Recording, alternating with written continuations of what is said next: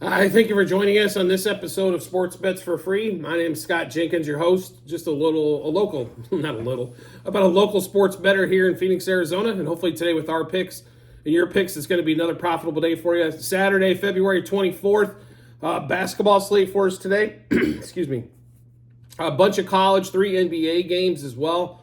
So a lot of stuff going on. We'll get started. We're a little bit behind, so I will tell you this, make sure you do check out our Google Sheets. Those will be updated. So a lot of times we have all of our bets done before we get, or bets in before we can actually do the show. So make sure you do check out the Google Sheets. So if you don't see an episode out early, check those Google Sheets. Make sure in case we have a little bit of a time issue, which we're a little bit behind today. Remember, we're basically out here, the games start at 10 o'clock. So sometimes we can't get those out as early as we would like to, and we try to make sure we update you with everything that we can rather than just putting stuff out the night before without the first halves and all that kind of stuff, especially in college basketball. So let's get this thing started. We'll get started with college basketball first on that one. So we've got Baylor, Texas. We did take Baylor today at home, getting 2.5. Houston's the better team here, I think, overall, and I think better tournament team. I just think going on the road in the Big 12 has been extremely difficult, and you give me a couple points in hand, I think Baylor's going to figure out a way. Plus, I expect this game not to be like stupid high scoring, so maybe game played in the 60s, low 70s, which means those games are going to probably be tight. So we'll take the points. Baylor plus a half first half, plus 2.5 for the game. One more time, Baylor plus a half first half, plus 2.5 for the game. Next game up for us, Notre Dame, Syracuse. Syracuse at home is a different animal than they are on the road. They are pretty stout at home. They beat a lot of good teams at home, and Notre Dame is not one of those. So Syracuse being favored here by 7.5, I understand, seems like a bigger number, but not one you should be scared of. So we'll take Syracuse in this instance here, -3 first half, -7.5 for the game.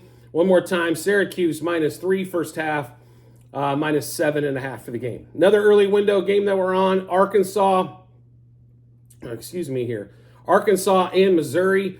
Missouri being one of the worst cover teams in the country until the last 3 games. Arkansas has been one of those. They've been really up and down, and it's been hard to gauge on what kind of effort and scoring you're going to get from Arkansas. But I just think Missouri traveling there is going to be an issue for them. So we did take Arkansas -2.5 first half, -6.5 for the game. I understand that line came down to 5.5. We got it the night before. So Arkansas -2.5 first half, -6.5 for the game. Then we'll get scrolling through the rest of the games that we got going on. Vanderbilt, Florida, we looked at that game. Unfortunately, couldn't come up with anything that we absolutely love there. So stayed away from that one. Washington, Arizona is another interesting one that we didn't play. If we had to lean here, it would be Arizona. It's a big number, though, and it's not like Washington is they're not great, don't get me wrong, but coming off that disappointing loss to Washington State, though, I think Arizona bounces back there. But a game we are on around noon out here in Arizona, so that would be, 2 o'clock Eastern, Duke at Wake Forest. Wake Forest, this is another one of those unranked teams at home, favored against a ranked team. We know what to do here. If you've been following the show so far this season, you know exactly what to get done. Wake Forest -1.5 first half, -3 for the game. One more time, Wake Forest -1.5 first half, -3 for the game. I will say this, Wake Forest is not a bad team. They are actually pretty deep. They can score. They like to run it up. If this becomes a scoring match, I really worry about Duke on that end. Those high-scoring games tend to be somewhat of an issue for them if they can seem to control the pace. They seem to do much better, but if Wake Forest gets that thing running and gunning, that place gets a little crazy. You see Wake Forest taking the win, and maybe even a double-digit win at that on that one there. So we'll get into the next games we're on here. Another game that we passed on, Iowa State, West Virginia. Iowa State's been deadly at home, but they have never faced a point spread like this. 17.5, 18 points is definitely something they have not played with. They're not some of these big blue bloods that are going to face this kind of number all season long. West Virginia can muck it up a little bit, and if Iowa State has an off shooting night at all, they won't cover. They still probably would win, but that 18 number is a little big for us to kind of look at. The other one we kind of looked at same time frame, BYU, Kansas State. BYU is so awesome at home. Kansas State mucks it up a lot at home. We couldn't play this one. If we had a lean, though, it would be Kansas State here to get the outright victory on that one. As we keep scrolling through here, give me just a minute to see if we have any other games we kind of wanted to let you know about or that we bet on here. So Iowa, Illinois, this is one of those games again, like Illinois has been a meltdown in the second half waiting to happen. I think the best bet if you want to play this game here, I would play Illinois in the first half and kind of stay away from the game on that one. Cincinnati, TCU, though, we are on. Cincinnati has been a struggle. And TCU, best three-point shooting team in the Big 12, basically. So we like TCU in this matchup. We'll roll with the team that can fill it up. And that's TCU minus 2.5 first half, minus 5.5 for the game. One more time, TCU minus 2.5 first half, minus 5.5 for the game.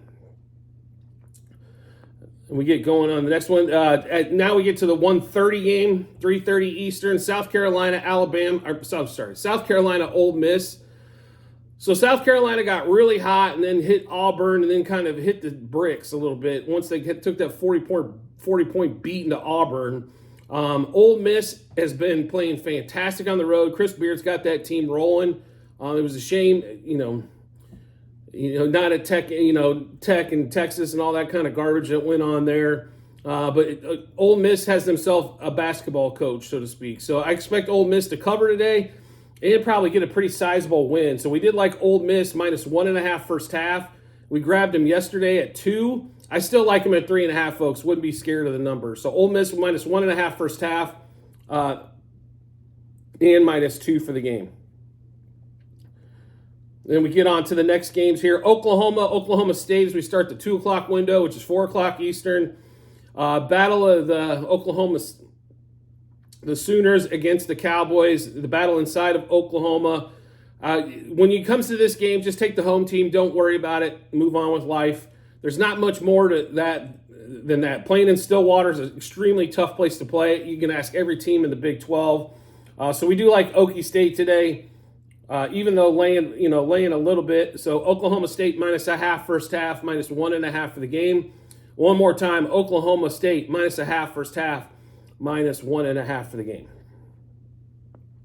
Another game we looked at, and the totals came way down. Alabama, Kentucky. I'll be right on. This is a coin flip for me. Coin flip normally means you take the points here, but Alabama has had its issues here and there. If they're not firing on all cylinders, that could be trouble for them. But that total's come down from 179 to 176.5, as most people weren't believing that they were going to get to 180 points. And we'll get rolling here through the next sets of games. North Carolina going to Virginia. Now, this is an unranked team at home that's a small dog against North Carolina. So best defense Virginia's been known for slow pace and good defense forever. North Carolina's had one of the better defenses so far this season, but Virginia is just kind of a different animal, especially when they get at home. They will control the pace of this game. They won't let North Carolina, get out and run. So we do like Virginia in this spot.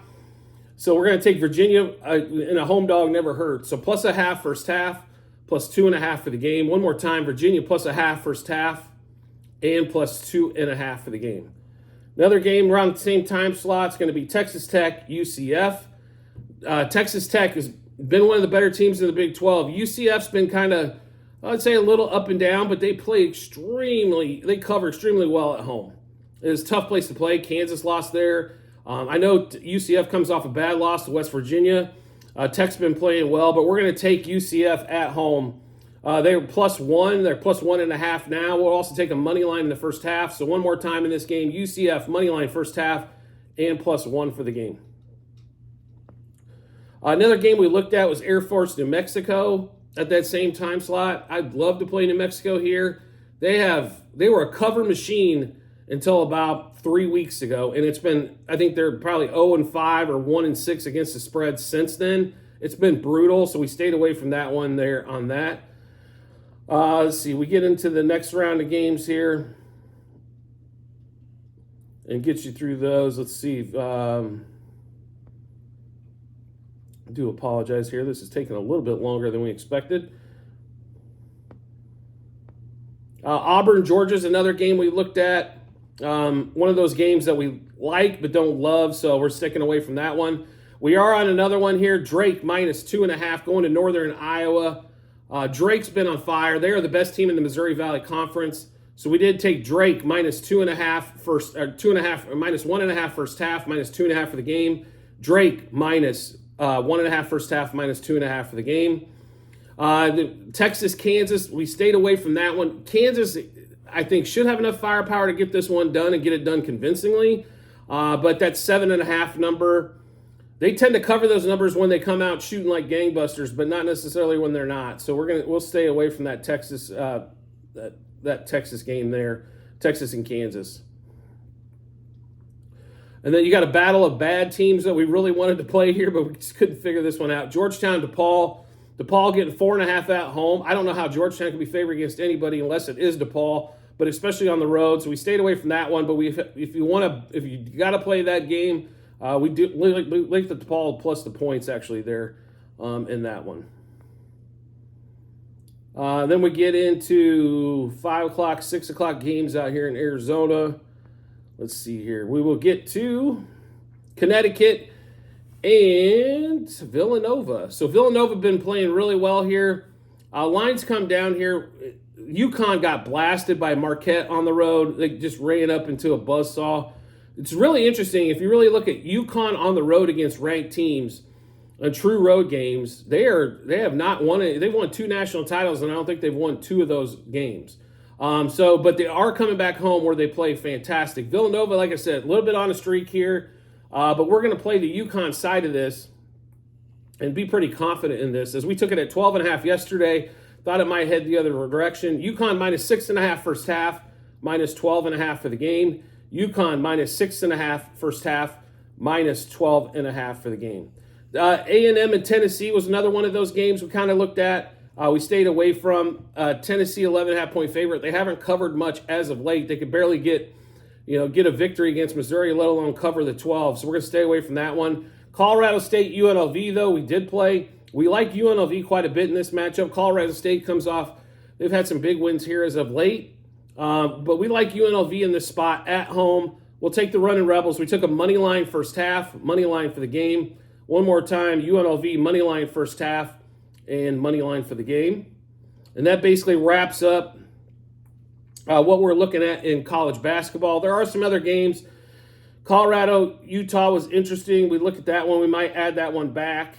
Just so make sure you do check out those Google Sheets that we've mentioned here a couple times already in the show. That is a ledger of all of our bets, how many units we wagered on it, what juice we got those at, what book we placed them at, and then obviously the results when we get finished up with that. We'll get headed over to the NBA. Only 3 games in the NBA tonight. So pretty interesting matchups, I should say, on this one. So first game up, Magic at the Pistons. Magic have the easiest schedule going out. I think they're going to make a run to the playoffs. I honestly think they're going to finish in the top 6 in the East. I expect Philly to kind of fall back into the play-in tournament.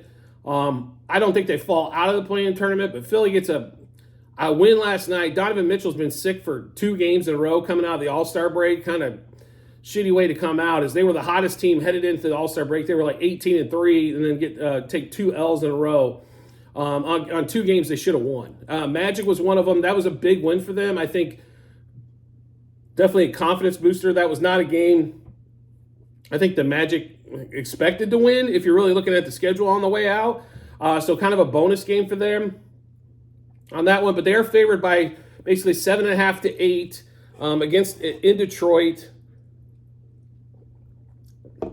And I'll be honest with you, Detroit made some moves. Obviously, at the trade deadline, I shouldn't say getting rid of, but trading for assets, for down the road assets. So Cade Cunningham's been kind of a mystery. He was hurt. He came back from that injury. You could tell he still wasn't 100%. Now, he played fantastic in the other night, but the question is can he back 2 of those up 2 games in a row? We do like the Magic here. The Magic create a ton of turnovers. They score a lot of points off turnovers. That's a reason necessarily why I don't think they're going to go far in the playoffs, is they create a lot of their offense from that. And when you get to the playoffs, turnovers aren't as prevalent as they are during the regular season. But I think the Magic are a solid team. They're definitely a playoff team, and they're worthy of this at least 8-point, line here. I don't think there's I could see this line at 9.5 and 10, and we'd probably still take the Magic here as the Pistons just figure out a way to shoot themselves in the foot more often than not. So in this particular matchup, we got the Magic minus 2.5 first quarter, minus 4.5 first half, minus 7.5 for the game. Banchero, we're all over him in this one, over 22.5 points, over 35.5 par, points, assists, rebounds combined, over 6.5 rebounds. Jaden Ivey for the Pistons has been a little bit up and down, but we think over 15.5 points he can get home tonight. If I will tell you this though, if he doesn't have any points or hardly any points, like 2 points or something in the first quarter, we're going to really struggle to get home. Jalen Suggs for the Magic, 2+ threes. Detroit doesn't cover the three well. There should be a lot of opportunities, I think, with Banchero and Wagner dishing the ball back out to Suggs to get some three-pointers. He should have 6 opportunities, I would think, at least tonight on that one. And then we like also Cunningham over 3.5 turnovers. Like we mentioned, the Pistons are probably the best team in the league at creating turnovers, them and the Thunder. The thing with the Thunder is they have a good half-court set with SGA being able to penetrate, drive, kick, or score, where the Magic struggle a little bit more in that department. But we do like Cunningham to get the over 3.5 turnovers. And the Pistons under the 107.5 team total. Of the Magic defense, like I said, with those turnovers, they tend to create a lot of havoc and create the other team from not scoring. They're worried about they're turning the ball over, then they all of a sudden can't shoot. But they're having a clean game. The shooting tends to go way up. But when you're turning the ball over like crazy, shooting percentages tend to go down quite a bit. So one more time in this Magic-Pistons matchup, Magic minus 2.5 first quarter, minus 4.5 first half, minus 7.5 for the game. Banchero over 22.5 points, over 35.5 par, over 6.5 rebounds. Cunningham over 3.5 turnovers. Ivy over 15.5 points. We'll also get Jalen Suggs for 2+ threes. And then the Pistons under the 107.5 team total. Next game up, or I should say the second game of the day for the NBA. Celtics at the Knicks, the line 6.5. It's been there pretty consistently since it opened yesterday. The line might even move towards the Knicks as a lot of New York money, and we'll move that as Knicks fans are excited. They should be excited. I'm not going to say they shouldn't be, but let's realistically answer this question. So everybody thinks that the Celtics are better. Yes. The Knicks are extremely injured right now. Will we not agree with that? Two of their stars, or two of their better players, OG Anunoby, who they traded for, Julius Randle, still out. Don't expect, and Anunoby might be ready by March 1st, might not. Randle, we don't know yet. Randle could be out for the season if this rest thing doesn't work for his shoulder. So I keep hearing a lot of course, ESPN, which happens to be close to New York, a lot of New York Knicks fans there, and I think the Knicks are good for the playoffs. But do we really honestly think that the Knicks are going to go deep into the playoffs with the current roster that they have? These guys are going to have to come back and healthy. And not only that, we keep forgetting about Mitchell Robinson, who's their best rim defender. Hartenstein's not a huge rim defender. He's a good rebounder, but he's been inconsistent as of late. He used to be good for 10, 12, 15 rebounds a night. Now he's lucky to get 7. And now you're going against the Celtics. On paper, should run away with the whole NBA. They were really good. It was just Tatum and Brown. And now you threw in Porzingis, who, if he can stay healthy, and Drew Holiday, probably the best, in my opinion, one of the best defenders in the league on that roster. I honestly don't think, if they stay healthy, the only one that can beat them is them. And normally how they get beat is turnovers because they get careless with the ball, things of that nature. Now, Jalen Brunson's had an all-star season, no question about it. He had an all-star season last year. He was magnificent in the playoffs. He was great in the second half. He's been awesome. But they cannot win this with Brunson and DiVincenzo. It's not going to happen. And Josh Hart, who might be one of the worst shot takers in the world, every one of his shots, nothing's ever net. Everything rumbles around the rim, or he's got to get 2 shots at it, so he gets an offensive rebound on one of his misses and then gets a putback. But if you're relying on Josh Hart to basically be your third scorer, you're not going far into the playoffs. Period here. Like I said, I think the Knicks are great for the playoffs. They're definitely in the playoffs. The question is can they go deep? I don't think they can, but what you go up against right now, you're not really scared against either. The beautiful thing is they're in the East, because if they're in the West, they would get trounced with this lineup that they keep putting out. But out East, they got a chance to get in the playoffs. Second round's a possibility, but I mean, if they end up at the 2-3 seed right now, could you really pick them against the Cavs? I don't think you can. Not unless they get a lot healthier real quick. Cavs struggled the last 2 games. No Donovan Mitchell. It's just an illness, though, not an injury. So he should be able to come back on that one here relatively shortly and put the Cavs back in place. But we like the Celtics today. I don't hate the Knicks, so I don't need to hear everybody online say, oh, you hate the Knicks or you got no respect for the Knicks. I just don't see what these other guys are seeing. They're just assuming that they're going to be back at full health. And I don't think you can necessarily assume that when you got surgeries involved, you got rest, and then maybe a surgery involved, all that kind of stuff. So we'll take the Celtics today. We have not taken the Celtics a ton this season, but we've taken them quite enough. But they scare me in the fourth quarter. That's the only thing. They turn the ball over way too much in the fourth quarter. But I will say this, in the first quarter and first half, they've been quite dominant. So Celtics -2 first quarter, -3 first half, -6.5 for the game. We're all over Porzingis again today. No shock there. He's been cashing for us all season. Over 18.5 points, 2+ threes, over 27.5 par, over 6.5 rebounds, 2+ blocks for Porzingis.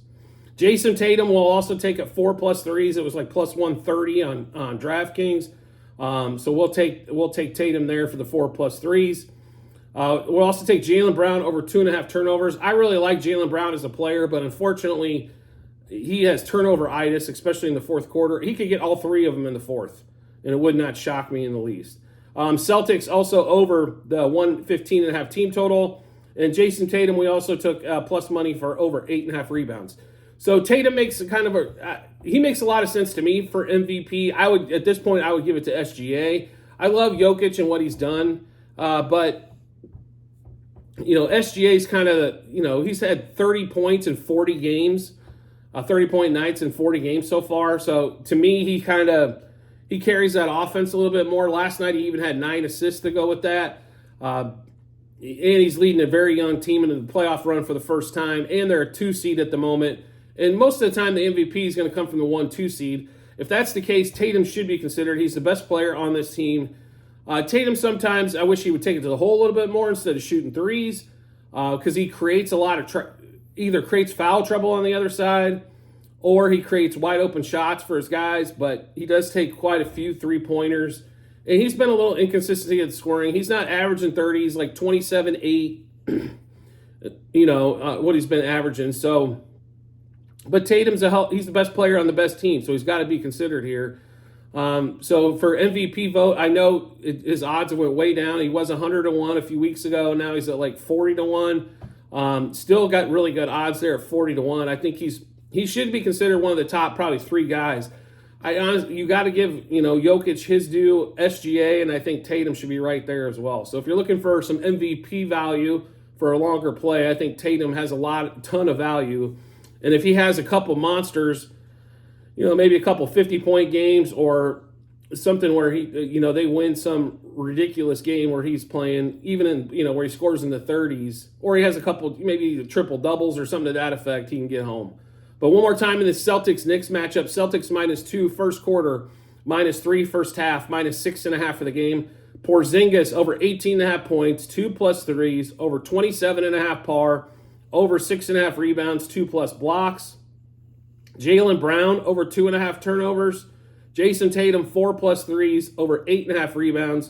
And we'll also take the Celtics over the 115.5 team total. Next game up, the last game on the schedule for the NBA, Nets at the T-Wolves. Nets have been, I thought they would come out of the chute, new coach. Jacque Vaughn, first of all, shouldn't have been fired. This is all on the players, and the devil in the details is Cam Thomas. When he gets the ball stops, the offense doesn't move. Mikal Bridges, all of a sudden, who I think is their best offensive weapon, doesn't get involved because Mikal's a little passive, unfortunately. Mikal's a great, I think, Robin if he had a strong Batman. he was fantastic in Phoenix. Unfortunately, though, to get Kevin Durant, Mikal had to come due to the matchup salaries. But we love the T-Wolves here. Best defense in the league. They come off a bad loss, I think, to the Bucks. I don't know what the hell happened in the third quarter, but the third quarter the Bucks got hot. Malik Beasley, who scored 3 points against them the last time, had 0 going in the half, and all of a sudden hits 4 threes in the third. That was kind of the big difference, I think, in that particular matchup. I think the T-Wolves come back pissed off, and lay it on the Nets here, because I think the Nets are basically waving the white flag. Let's see what happens in the lottery. So we like the T-Wolves tonight. We did grab this when it opened yesterday at 7.5. It's still at 8. We still love it. I think they cruise to a 15-point victory tonight. So T-Wolves minus 2.5 first quarter, minus 4.5 first half, minus 7.5 for the game. Anthony Edwards over 26.5 points, 3 plus threes, over 36.5 par. Rudy Gobert, who we've loved all season long, he's cashed everywhere. We put him in. Gobert over 14.5 points. That was plus money on FanDuel. We've got Gobert over 12.5 rebounds. Gobert over 1.5 blocks. We also sprinkled a little bit on 3+ blocks. And then we like Cam Thomas under 19.5 points as we continue to hate on the Cam Thomas train. And Nets under 103.5 team total. The biggest reason why we're so down on Cam Thomas is that this team should not have the record that they do. And I think Cam Thomas is the reason that they do. He's kind of the ball hog cancer that kind of slows this team down from, I think, winning ball games. This team, when you watch him on the floor without Cam Thomas, the ball moves around the court. The offense moves. It doesn't stop. It's like motion offense, which is extremely hard to beat in the NBA. The ISO ball or hero ball gets beat all the time, and that's what Cam Thomas plays.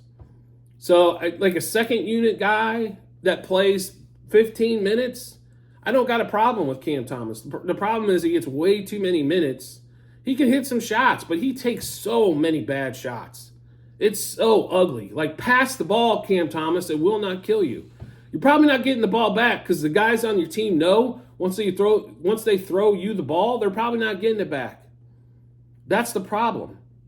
You could get a lot of more open looks if you would pass the ball because the guys would pass it back to you. And I just think if you sit down and watch a Nets game, you'll see exactly what I'm talking about when Cam Thomas touches the ball. It's like glue, and everybody stops. And they know Cam Thomas is going to try to do some ridiculous shot and not dish the ball. So one more time in this T-Wolves Nets game, we'll get off our Cam Thomas box here. T-Wolves minus 2.5 first quarter, minus 4.5 first half, minus 7.5 for the game. Anthony Edwards over 26.5 points, 3+ threes, over 36.5 par. Gobert over 14.5 points, over 12.5 rebounds, over 1.5 blocks. Also sprinkle on 3+ blocks. Cam Thomas under 19.5 points, and the Nets under the 103.5 team total, as the T-Wolves are the best defense in the league, and I don't think it's really close. So that's all of our bets that we have so far. I've mentioned before a couple times, there will be a link in the comments section to our Google Sheets. It'll say docs.google.spreadsheet and a bunch of other stuff behind it. This is a link into our Google Sheets. This will get you all of our bets. So we've got basketball going on. We've also got golf, UFC bets tonight. So if you want to check those out, make sure you do that as well. But all those are available. You just have to check the tab below to make sure you get into the right one. There's football, baseball, all of those results we've kept. We'll keep those there for you. So if you wanted to look back at something to see how we did in football or see how we've done so far this season in basketball or baseball, check those out. We've also got baseball futures by the dozens.